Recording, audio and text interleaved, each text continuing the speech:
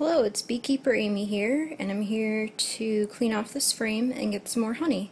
Beekeeper Tim actually brought this in and said that because the frame was so thick with honey that I needed to get all of the honey off of it and start to make some honey. So I've got some basic supplies here.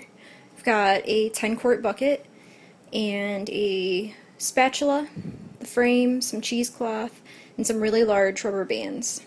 So I'm going to set this up and show you how I do it. You sure you don't want my camera? Alright, so I just ran this very large knife under hot water, and I'm going to just run it. Can I turn on the... Yummy. And I just take the wax that I've taken off and I put it right in here. And sometimes I can feel that the knife is getting cooled. It's not as easy to go through the wax, and so I will actually go ahead and run it back underneath the water again.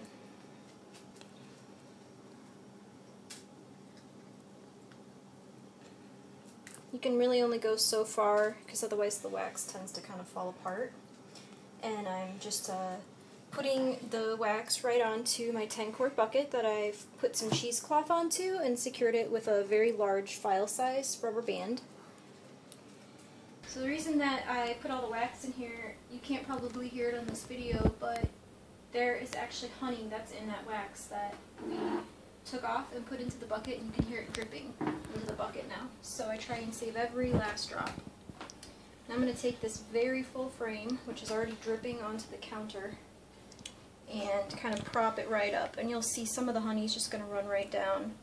And I just use my spatula to kind of scrape it into the bucket and make it really nice and even, since that is what Beekeeper Tim wanted, so that this can fit right back into the hive and they can put more honey on here for us.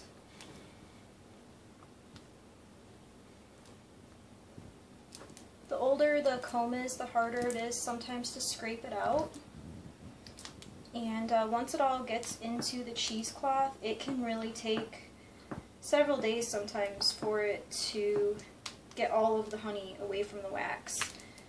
So I'll just usually let gravity kind of do its thing and collect the honey for quite a while before I take the wax out and melt that down.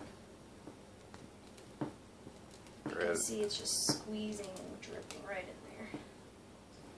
Gravity's free. Alright, that's it.